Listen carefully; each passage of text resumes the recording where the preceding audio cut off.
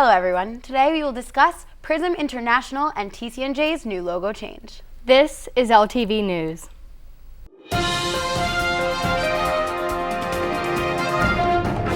Hello everyone and welcome to this edition of LTV News. I'm Jillian Santacroce. And I'm Raquel Roberts. Let's get started. Yesterday, Chris Christie detailed his proposal for the new budget. His proposal includes $34 billion in spending and does not raise taxes. Viewers could be asking if any of this would potentially impact them, and the answer is yes. His proposal calls for $2.3 billion to be spent on higher education. This proposal is a $159 million increase from the budget last year. This amount also includes a $14 million increase for tuition assistance for those who need it. The proposal also includes a $47 million increase for available college grants. This is the biggest budget in New Jersey state history, and almost all of the increase in spending includes pension and health and debt service costs. While this proposal did not cite raising taxes as a way to increase revenue for the record-breaking budget, the administration plans to raise nearly $205 billion by charging sales tax to out-of-state online retailers. Governor Christie will be bringing the budget to voters in a series of town hall meetings, beginning today in Morris County. Former Delta Zeta Vice President and TCNJ alumna of the class of 2012, Adriana Botti, is making a big impact with her Little Words project company. The mission of her efforts is for, quote, one to wear her little word for as long as the bracelet provides her the comfort she needs, and then, when the opportunity arises, she is to pass her little word on to someone who needs it more than she does, said Botti. The project is not limited to TCNJ chapters. In fact, it has become adopted nationwide. Botti sells bracelets with words such as luck, give, love, laugh, and strength, but customers also have the option of creating their own one-of-a-kind bracelet. The motive is to, quote, see girls everywhere coming together to lift each other up, Botti said. We're going to take a short break, but we'll be right back. Stay tuned.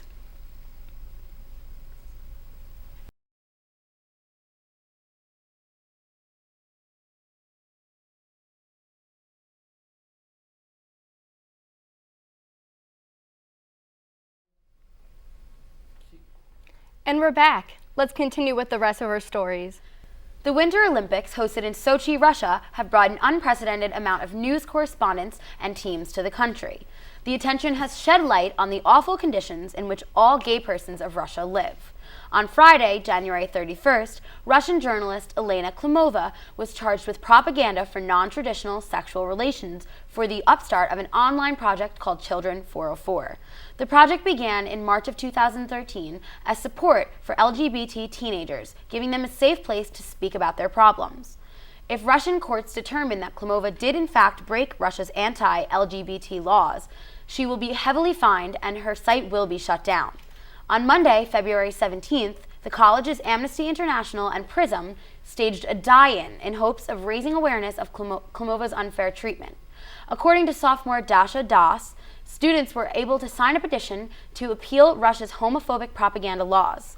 Members of both organizations laid down in front of the Brower Student Center as if dead, while others held signs stating violent acts that have been committed against LGBT Russian citizens.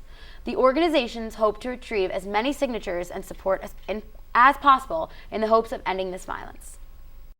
TCNJ's hockey team won their second championship in 3 years against Millersville University with a 4-3 win, just a week after losing to the same university rival.